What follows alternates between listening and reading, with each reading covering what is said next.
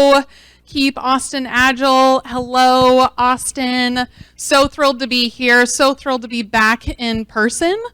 Before we get started, I just want us all to get grounded in why we're here. Oh, I got rid of my cheat sheet. So we're here to reconnect. We're here to re-energize, and we're here to re-engage. So first, we're going to start with reconnecting.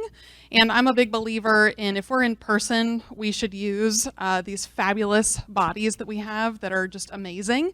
So I'd like everybody to stand up before we get too far. And I want you to look at your table, find a face that looks the least familiar, and say, hello. So I should hear some hellos. Share your name. And if you're online, if you're on Zoom, feel free to drop something in chat. Say hello. Awesome, awesome. We're going to steal from Melissa because we all learned something today. Beautiful, beautiful. Bring it back to center. Beautiful, lovely, lovely people. Okay, now let's get into the re-energize, which is my personal favorite. Okay? We're going to get a little weird here for a second, but this is also Keep Austin Weird. So we're going to get weird for a second, and I just want you to follow along. And if you are remote somewhere, I expect you to follow along too. The difference is I can't hold you accountable because I can't see you, but just follow along. I'm going to put the mic down. All you have to do is follow. Remember, I'm weird too.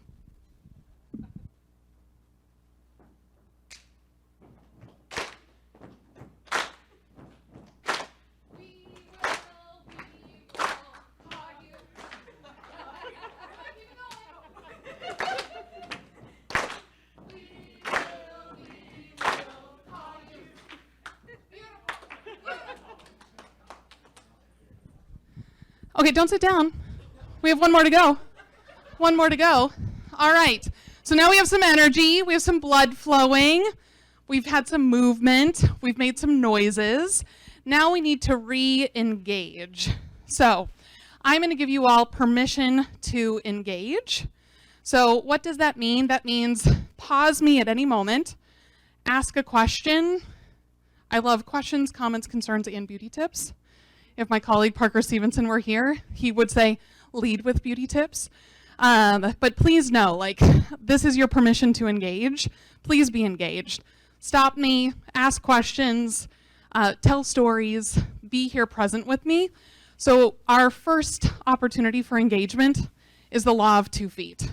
If this feels like it's going to be a little too much for you, please use your law of 2 feet, and do not worry. I will not be offended if anybody walks out those back doors. I won't draw attention to it. I won't ask you for your name. I won't come find you afterwards and be like, why did you leave? I'm not that kind of speaker, but please know that's our first form of engagement, is that if this doesn't feel like comfortable space for you, or you're worried that I might get really loud up here and you'd prefer not to be towards the front, maybe you want to be towards the back, use your law of 2 feet and move around. Also, 45 minutes, sometimes that's kind of long. And if you need to move, or if you need to just get to a wall and be like, man, I've been working from home for so long, I gotta do some wall squats. I just gotta move. Don't feel like you have to stay seated. Please know this is your creative space. This is for you for the next 45 minutes. And it's okay if it's weird in here because it's Austin. So we're welcome to be weird. So with that, go ahead and get comfy. Sit down. Thanks for being here.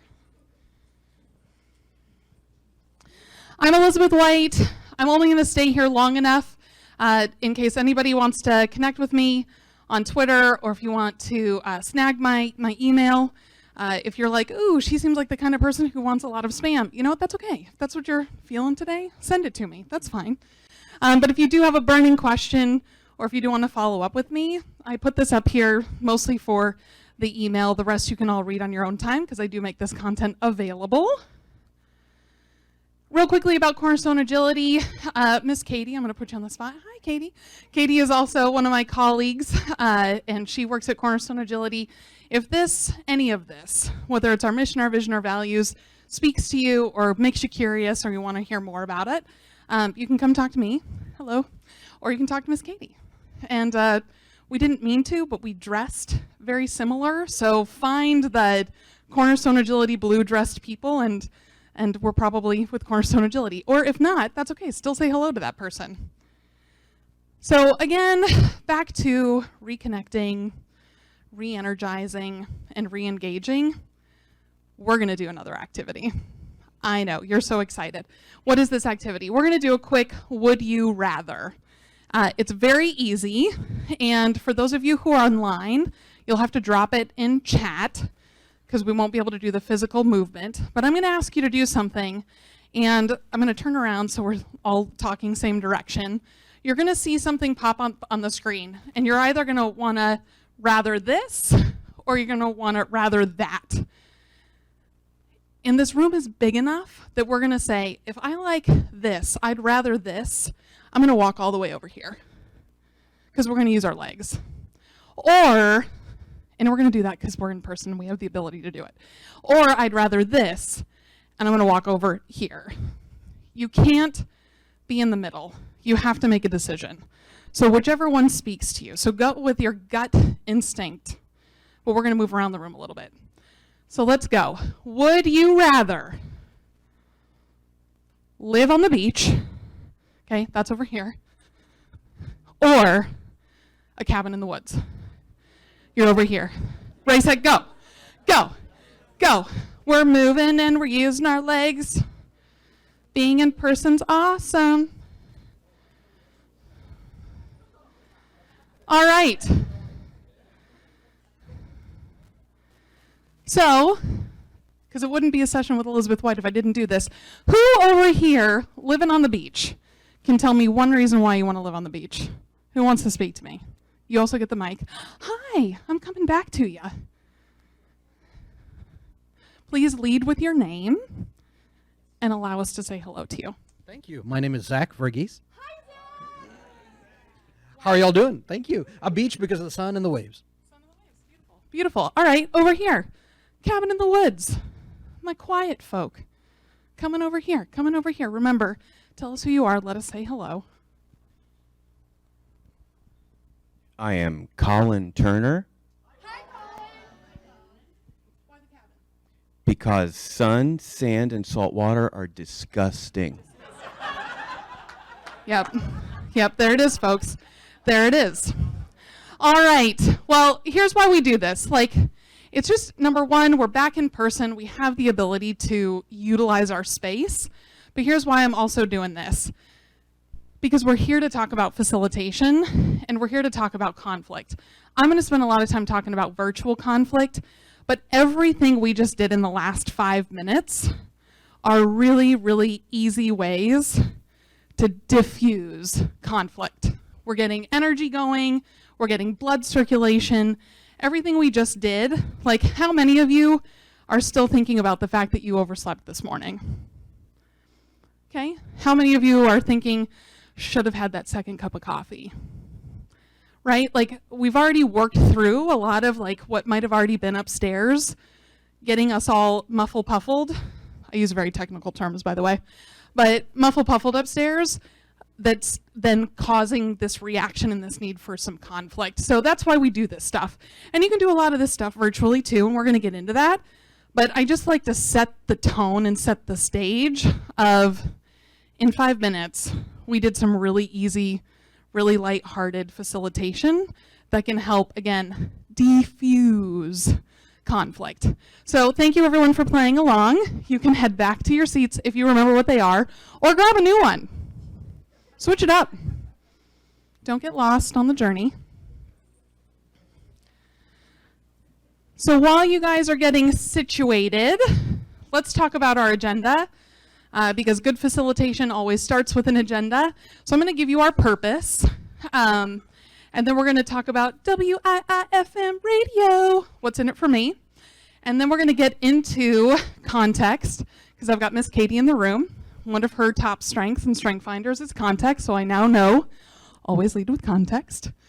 Then we're going to talk about causes of virtual conflict. You all will get to participate. We're going to talk about 5 dysfunctions of a team, but why we care about 5 behaviors of cohesive teams. Then we'll talk about virtual working agreements, taking an empathetic approach, facilitation techniques, and then closing remarks is really just an opportunity for you all to ask me really hard questions or easy ones. I like easy ones too, but I'm prepared for your hard ones. So let's talk about our purpose. So we're going to discuss virtual conflict and triggers. This is important because that's our context setting. And then we're going to discover facilitation techniques that empower empathetic mediation. That's key. And then steer conversations toward healthy resolution. So if that's not why you're here, or if none of that sounds interesting, law of 2 feet, feel free. Walk away. That's okay. So what's in it for you all? So my goal is to leave you with a strategy of first identify the problem. Let's identify virtual conflict. Then let's know how to formulate a game plan. Let's be ready to facilitate. So if I have a game plan, I am ready and I am encouraged through engagement to address that. And then I want to know how I support my teams through it. Here's the thing. It should be up here, but it's not. You are not, as a facilitator, always going to be able to solve everybody's problems. Okay? Here's the thing. I tell my team this all the time. You got baggage? We've all got baggage. I have so much baggage. This bag probably weighs 50 pounds. That's so absurd. What's in here? Why is this so heavy? I don't know, but it's my baggage, and I take it everywhere with me.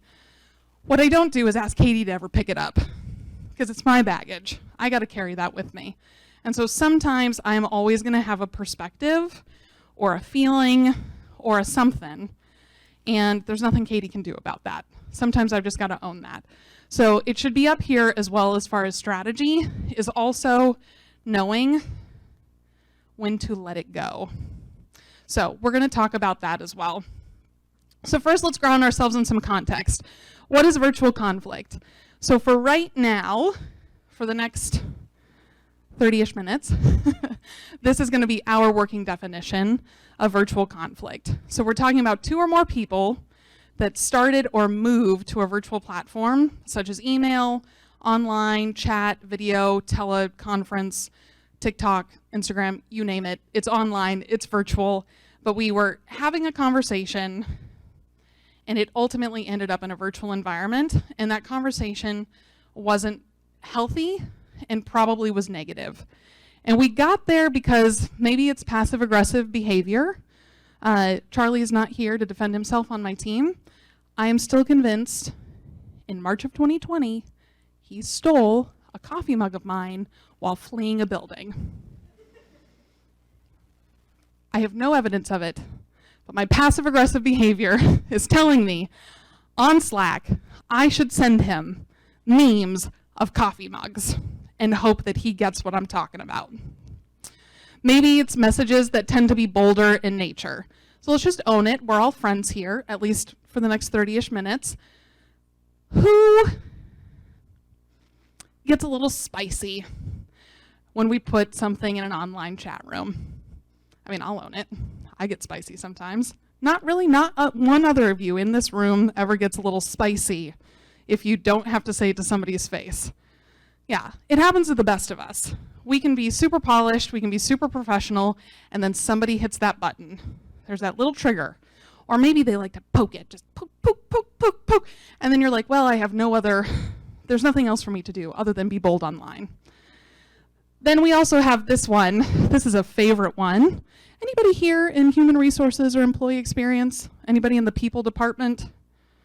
Whew, thank goodness, okay.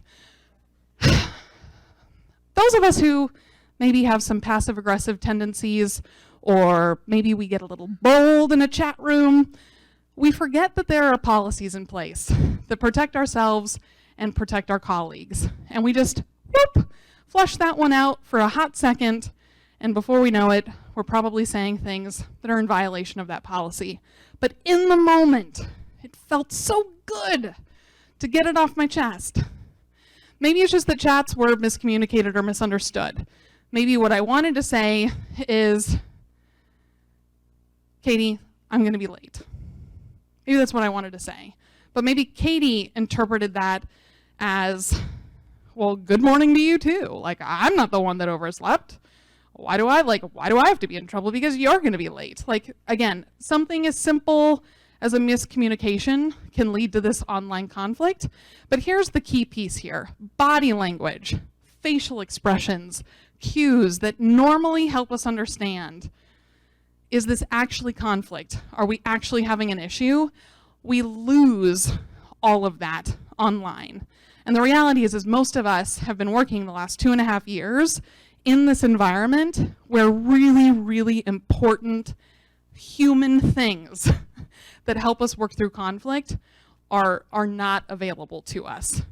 So this is the key piece here, is that we have to, as facilitators, read the virtual room and remember we're not seeing body language, we're not probably getting the right tone, we're missing really natural human cues. So as facilitators, we've got to try to fill that gap. So that's what we're talking about with this virtual conflict stuff. Now let's talk about some causes, different remote work styles and habits. This one's a pet peeve of mine with my team. I'm airing all of our dirty laundry, Katie, because why not? I am the early riser. I'm up at 5 a.m. I'm ready to crush the day with the sun. When the sun's up, I'm up. That's who I am. My whole team doesn't work that way. Sometimes there's a 2-hour delay or a 4-hour delay between when I'm ready to go crush it in the universe and the rest of the team is ready to go crush it in the universe. That can cause some issues. It's just natural. Like, I'm ready to go, and I'm like, where's everybody at? Let's start this marathon of ours. And I'm like, tick-tock, tick-tock, I'm still alone here. I'm still all alone. Other thing is just interpersonal and communication style clashes. I am a very high energy, very passionate person. I'm very passionate about what I do. I'm passionate about my life. I'm passionate about my dogs. I'm obsessed with my dogs, actually. And there are other people who are like, I really like cats. And I respect you, cat people. I really do. I don't understand you. But I respect you. And that in itself, you know, like, maybe I want a dog meme and not a cat meme. Why can't we be obsessed over dog videos instead of cat videos? Although at this point, I think we're obsessed about any kind of video, really. Work pace and schedule conflicts. Some of us want to work a 10-hour day. Some of us want to work a 6-hour day. Some people like a lunch break. Some people don't. Some people need to just get offline at 2 o'clock or 3 o'clock because they are fried. They just need to let their brain take a moment. So there could just be some differences in schedule. Technology gaps. Isn't that a favorite one? We had some technology issues today, which I thought were handled beautifully. But like, technology can be a trigger. Like, if this HDMI cable goes out again and I lose my slides, you might see me have a little bit of a reaction up here. We're going to get through it together, but I'm going to have a little bit of a reaction. Old grudges. This is the coffee mug, Charlie. This is the coffee mug. Where I'm like, you know what? We haven't talked about the coffee mug since March of 2020. But today, in 2022, I am ready to talk about it. And not in a good way. What else? Other examples. Anything else come to mind? Anything else trigger anybody? Anything you've seen triggered? Yeah.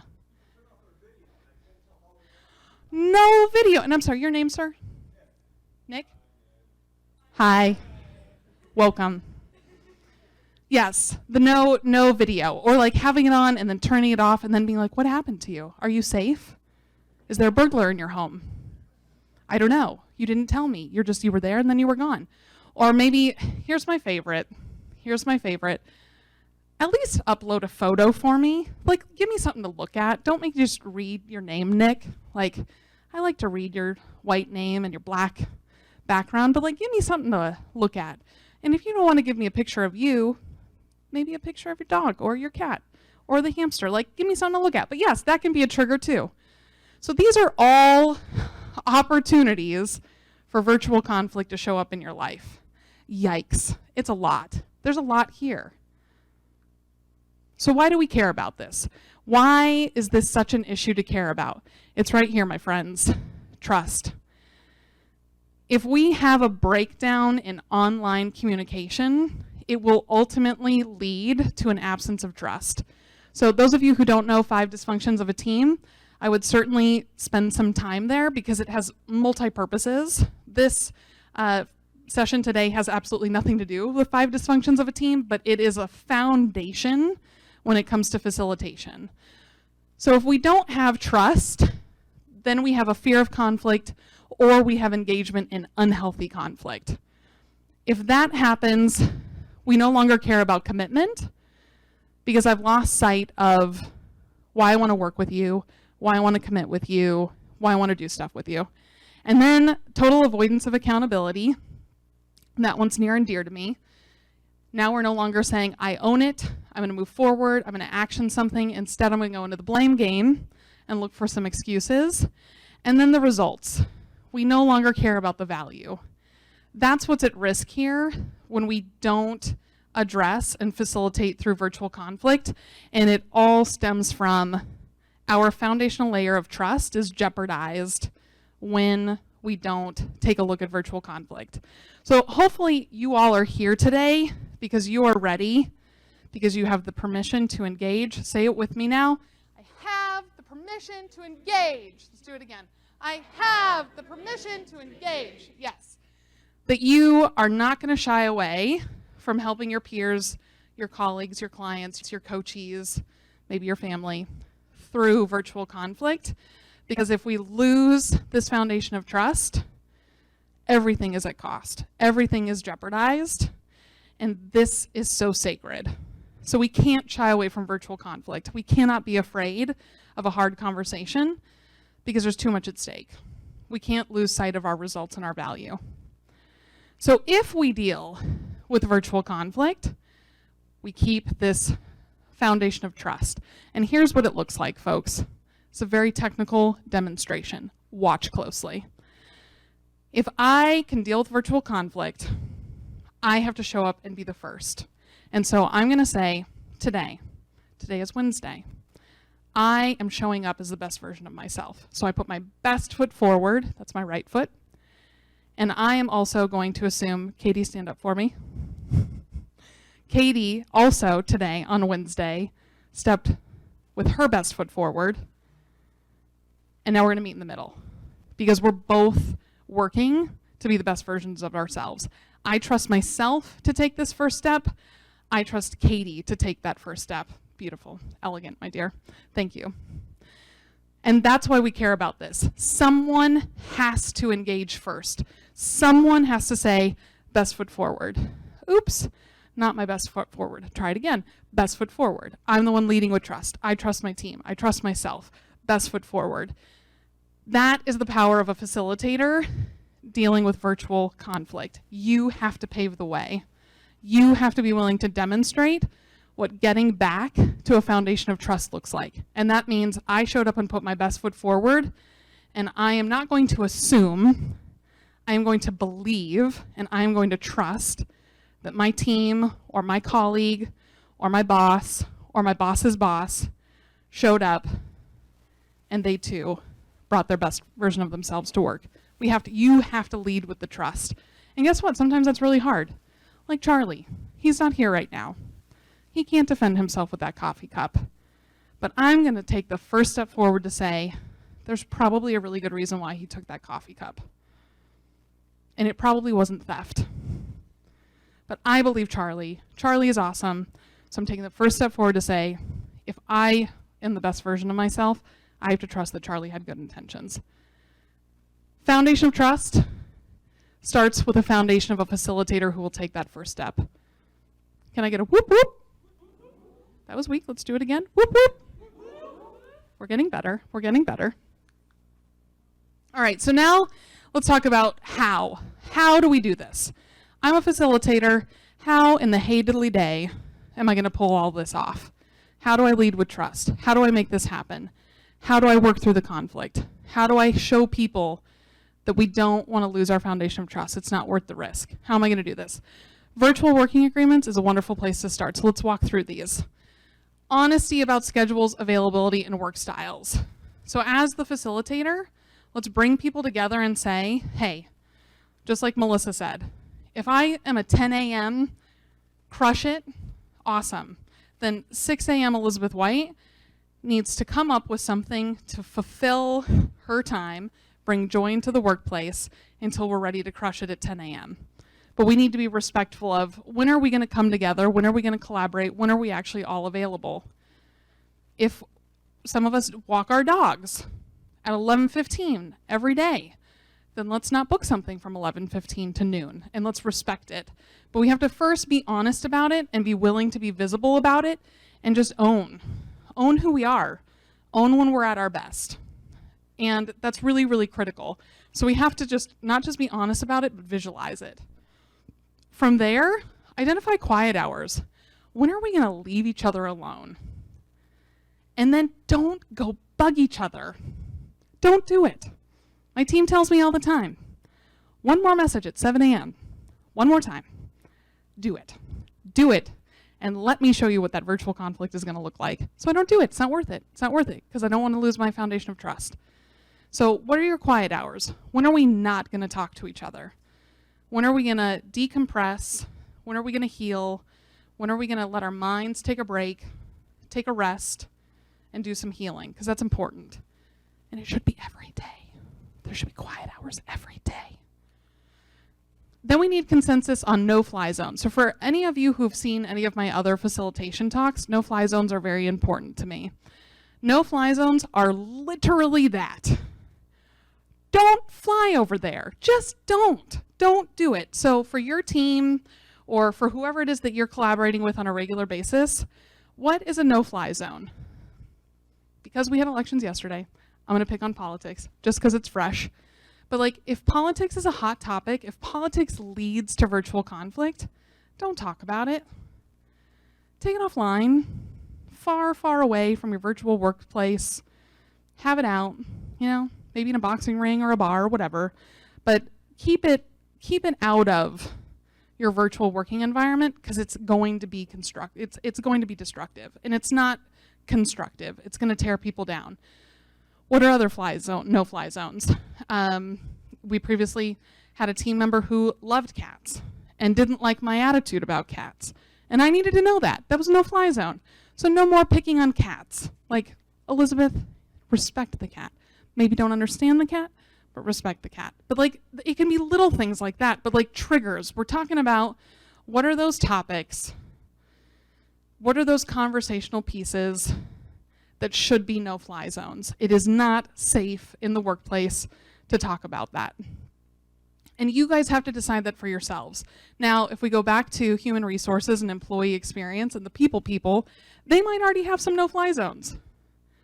So make sure you know those and you honor and respect those because you don't want to be in a violation of those policies. Preferred communication styles and channels. I'm going to own it right here, right now. I still love a phone call. I don't actually like texting. I'm a broken millennial. I'm a grandma millennial. I don't like texting. Call me. Please call me. Please don't put something important in a text. But if I don't communicate that and I keep getting text messages that are triggering me, what am I going to do? I'm going to go be bold. I'm going to go into Slack and I'm going to be like, I'm going to meme the hell out of all of you and tell you all of my emotions. So I have to tell people, hey, if it's important, call me. Please call me. All right, next. Trackability to action items with action takers and timelines. I'm going to pause here. As a facilitator, do this all the time, not just in conflict. If we make a decision, write it down, and then what's the action related to that decision, and then who's taking the action, and what's our timeline for that. Same thing with virtual conflict. If we say, hey, we're going to publish no-fly zones, where are we going to publish them? Who's going to publish them? When are we going to start adhering to them? But as the facilitator, sometimes you've got to take ownership and make sure that things are going to happen. So if you all determine on an action item and you say, this is how we're going to be, this is our working agreements, this is how we're moving forward, you as the facilitator need to own that, document it, and make sure that it's traceable and trackable and we're being held accountable to it. We also need to know what are our escalation paths. So this is back to where I said, facilitators, you can't own everything. Quit picking up the baggage of other people. It's too heavy, and you got your own load. And none of us in this room are Sherpas. Unless you are, please come talk to me. I want to know what that life is all about. But most of us are not Sherpas. Like, don't try to carry the baggage of other people. So when you are in a situation where you can't help the team, it's just too, I'm going to use the word, it's a harsh word, but if it's too toxic, what's your escalation path? And make sure it's documented and make sure everybody's agreed upon it, because what you don't want to do is go to Papa Bear Parker and say, Mr. Stevenson, you'll never know, you'll never guess what Katie did at Keep Austin Agile. No, that's not fair to Katie, because Katie doesn't know that's my escalation path. I need to make sure she knows. If I am so wounded, or if our relationship is so wounded and our foundation of trust is gone, we need to have agreed upon and documented escalation paths, so when we can't get past the situation, we all know what that looks like. This is not the time to be passive aggressive. Because I know there's some of you in the room, you're my people, so I know who you are. We'll be quiet about it. We'll be like, oh, this is getting hot. It's getting hot. I'm gonna go escalate it, and I'm not even gonna tell anybody that I did it. That's not facilitation, and that's not resolution. So make sure escalation paths are agreed upon and documented, and that everybody knows them. Team changes, make sure they're aware. Different relationship, new boss, make people aware. Don't assume, make people aware. All right, take an empathetic approach. This one's near and dear to me, but that's because empathy is in my top 5 of my strengths. And I really do believe that if we are leading with our best foot and saying, I'm going to show up as the best version of myself, and I believe that everybody else is going to show up best version of themselves, then I've got to be able to listen and reflect and hear other people. So first, be the change. We already talked about this one, but how do you want to be treated? Do you want to be treated with respect? Do you want to be approached with integrity? How do you want to be treated? And say, hey, Elisabeth, you're dealing with some conflict. As your facilitator, how can I help you? Oh, well, let me tell you about that. Let me tell you what would make me feel good. If you have to role play it with yourself, but know what being the change is going to look like. Next, listen by sipping your coffee or tea, for those of you like Katie who drink tea. Take a breath. Let somebody else talk and listen. And I'm telling you, I don't have a coffee mug. Normally I do this, is kind of weird. So we're going to use this as my make-believe coffee mug. But sometimes just buys just enough time to defuse a situation. It only takes 5 seconds. That's how long the brain can change the way it's thinking. You can be so angry, and in 5 seconds, your brain can totally change your own mind. All it takes is one breath. Let's do it together. Pause. 1, 2, 3, 4, 5. Boom. And we're back in the game. We've got a clear head. So sometimes all you need to do is sip your coffee and lead. Be the change. As the facilitator, be the first one to drink coffee. Be the first one to say, hey, team, I understand we're dealing with some issues today. We're going to talk about those issues. So I want Nick, I want you to talk first. You tell me, how are you feeling? And while you're talking, I'm just sipping. Create some space. Don't let issues fester, grow, or prolong. It is 2022, and I'm still mad about a coffee mug. That is not okay. I probably need some help at this point.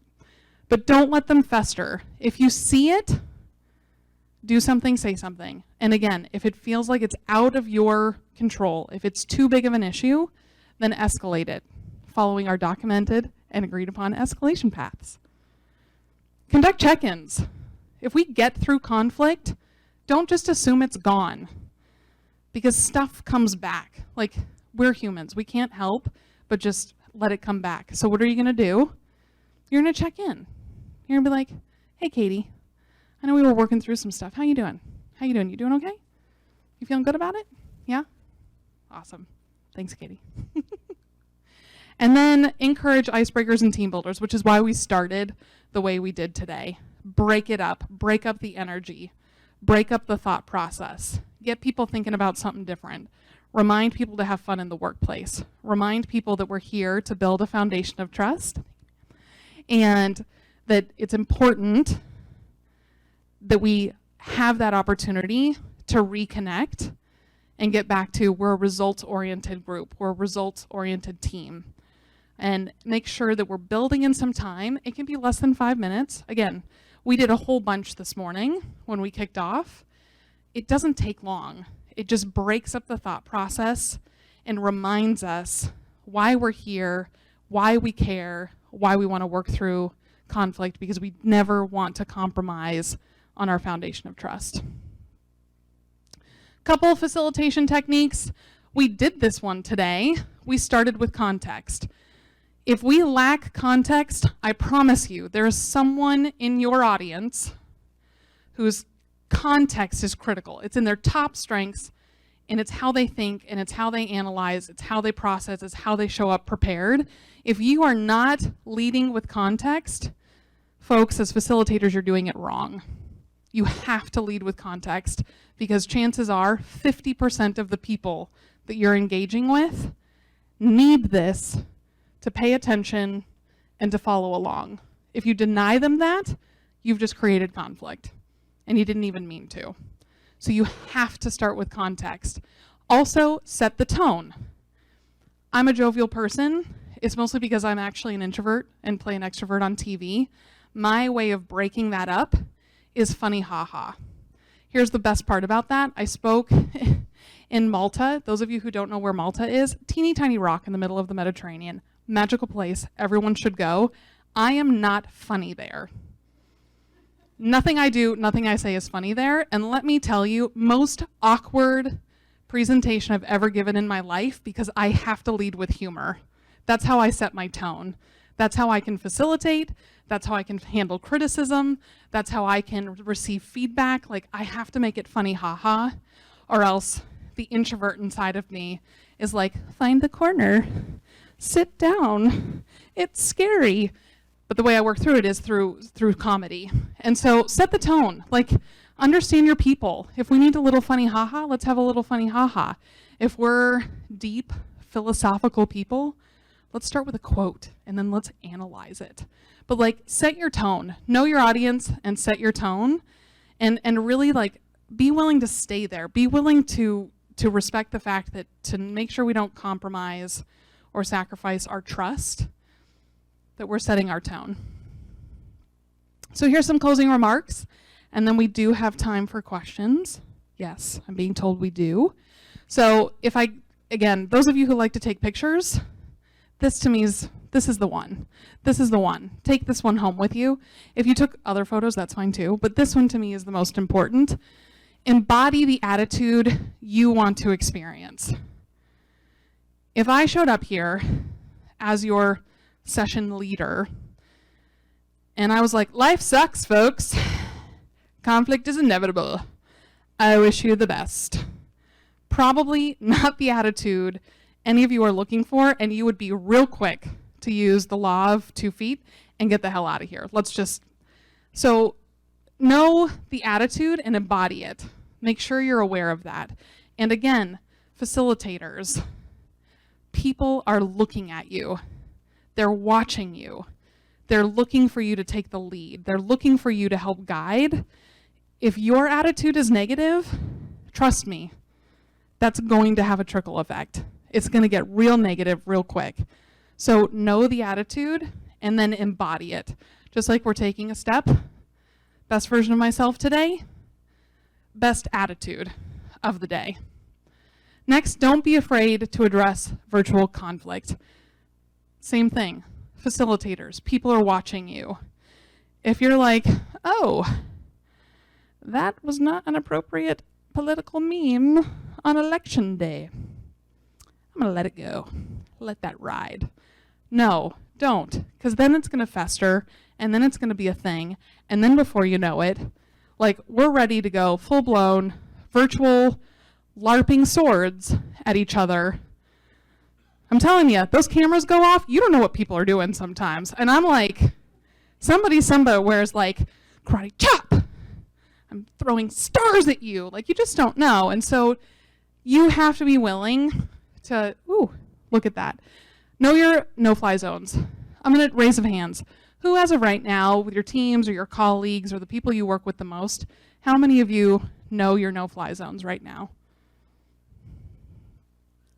That's pretty light. It's pretty light. So if you're going to do one thing tomorrow, what are you going to go do? You're going to find them, and we're going to avoid them. No-fly zones. Be careful, and then respect them. Don't let somebody be like, grenade, and just see what happens. Go have a conversation. Be like, hey, that's a no-fly zone. Can you delete that? Because it's not worth jeopardizing our trust over it. And then we're going to provide an empathetic approach. People. We are people in the workplace. Here's why this is important, and so important to me. Artificial intelligence is like a thing now.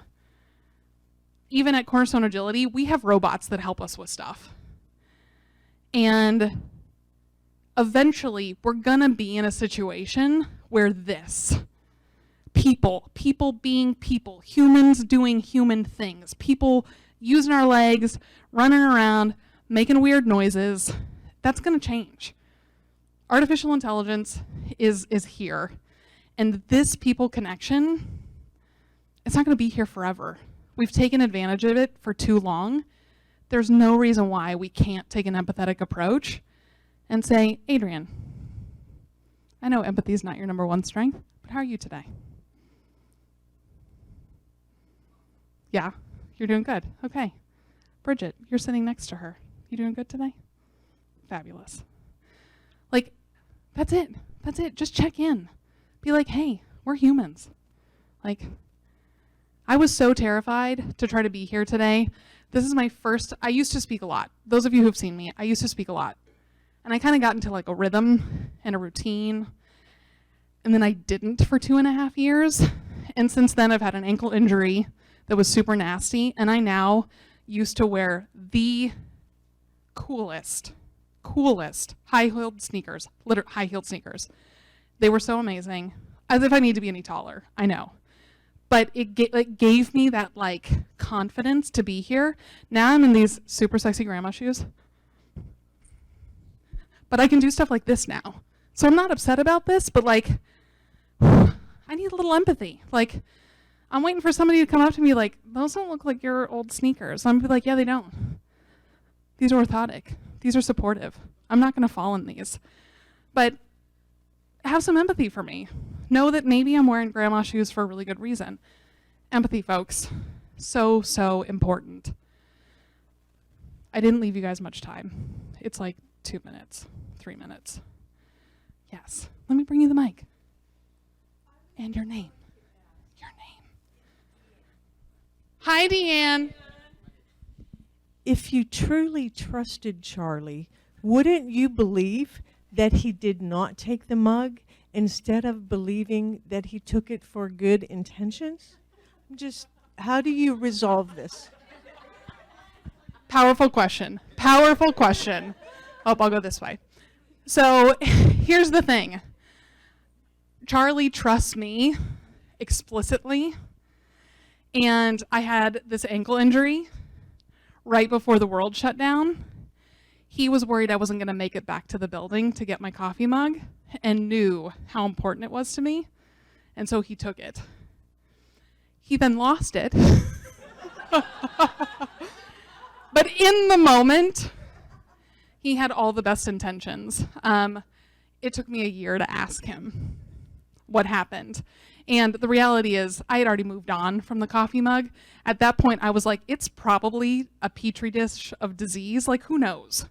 And I probably wouldn't have wanted it back. But in the moment, he wanted to do right by me and make sure I had my coffee mug because he knew that at the time, I wasn't very mobile. But wonderful question. Don't wait a year. That's what I'm saying. I'm sorry, your name? My name is Jolly. Jolly. Hello, everybody. Okay, so the follow-up question of that, what did you think? Was that an easy question or a tough one? Were you ready for it? I was ready. I think on Charlie a lot. Yes. Hang on. Let me bring this to you. Don't forget your name. Thank you. Wayne. Hi, everyone. I wrote this down. Sorry if it's a stupid question, but how do I deal with being empathetic and at the same time having to deal with a documented escalation path, which I know may cost someone's job? So that's the tough stuff.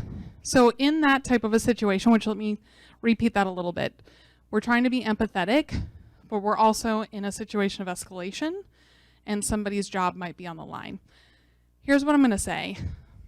In my 15 years, I think that's what it says, 15 years of experience, I've only come across 2 professionals with actual malicious intent, where they were being virtually difficult, in-person difficult, or otherwise, with the intent to be malicious. Those of you who know, I've been in consulting for a long time. I've worked with organizations that are 30,000 plus people. 2 people in 15 years means that there's not a lot of people out there who are working through some sort of malicious activity in the workplace. So as the facilitator, I'm going to dig deep. I might use 5 whys and say, hey, help me understand. How did we get here? Okay, it was the political meme. Why did that trigger us? Oh, it's because it came from Katie. Oh, we didn't think Katie talked about politics in the workplace. Why did Katie want to talk about politics in the workplace? Could we maybe go have a conversation with Katie, or could I have it on your behalf? But sometimes we have to dig deep and see what's really at the root of it, because oftentimes people are wrongfully escalated and put into a position where their job might be on the line because nobody took the time to unravel the situation. So as a facilitator, you can be a neutral party and say, hey, how can I help you through this? We got into a bad spot. Let me see if I can unravel it. Because again, you don't need to pick up that baggage and carry it. It can get escalated. And whatever the result is going to be the result. But there's nothing that prevents you from trying to be empathetic and see if you can do some root cause. Did you have a question over here? You're just agreeing? Yeah, can I get a high five? Gosh, good energy from you. Yes. Passive aggressive people where where they think that they know about everything, but you're trying to tell them as a feedback and trying to be open about it and say, hey, I'm having this issue or I'm having this problem, but they think it as, they basically minimize it and they say, oh, there is no problem. How do you deal with those type of situations? I was going to add this slide in and I didn't get it in time, so I'll pick on 5 behaviors of a cohesive team. Those who are passive aggressive, we have to ask them why they're okay with a behavior that's jeopardizing our foundation of trust. Also, passive aggressive people don't always know that they're being passive aggressive. It's become so a part of who they are that sometimes they need a reminder. And I always say, have the reminder come from a facilitator, a neutral party, versus someone who might trigger further passive-aggressive behavior. But here's the other one. Here's what's not here. So just pretend with me for a moment. Anybody in the room ever heard of accountability ladder? Bruce Gordon. Okay. Your other piece of homework. First, for all of you who don't know your no-fly zones, you're going to go find those, and you're going to document them, and you're going to avoid them. Then you're going to go to YouTube, and you're going to watch Bruce Gordon's take on accountability ladder. There's a lot of riffs off of it. Go to the source. You're going back in time a bit. Not the greatest video quality, hashtag worth it, but watch the video on accountability ladder, because here's the other thing as a facilitator that you've got to watch for. The accountability ladder is an 8-rung ladder starting at the bottom all the way up to the top. And accountable people and people who hold ourselves accountable, we want to live at the top of the ladder. This is where accountability lives. But at the bottom of the ladder is denial, blame, excuses, personal favorite of mine, wait and hope for someone else to solve my problem. Those are the 4 bottom rungs. Passive-aggressive people oftentimes are living either in denial, blame, excuses, or waiting and hoping. as a facilitator, don't jeopardize trust and say, hey, Katie, I'm just going to keep picking on you. It's because it's the blue. I'm just like, mwah, mwah. Hey, I'm a little worried about the blame because you just blamed Adrian, and the reason we were late today was because of me. So I'm a little worried about that. Help me understand. Where's that blame coming from?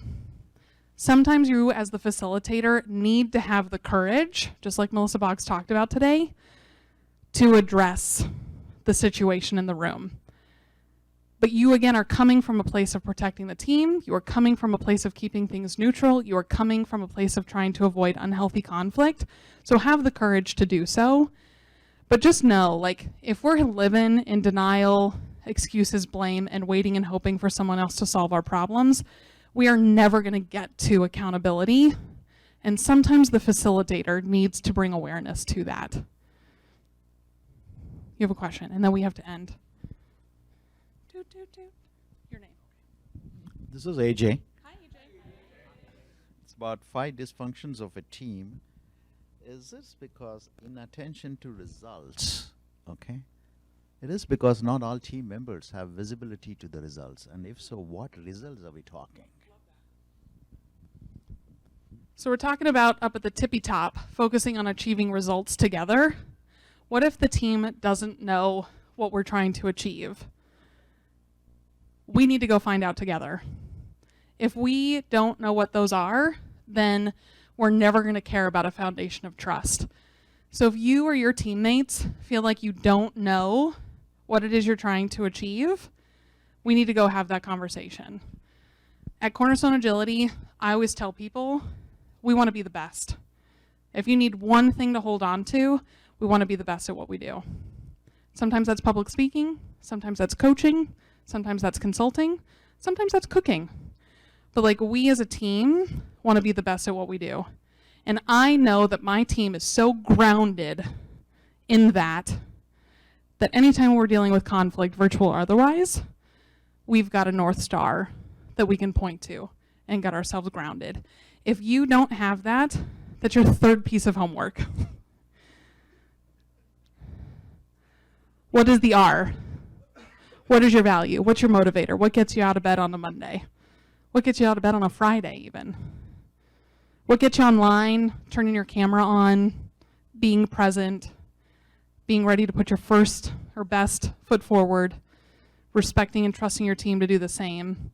What is it? If we don't know what it is, we need to go find it and go bring the people together that are needed to help you with that.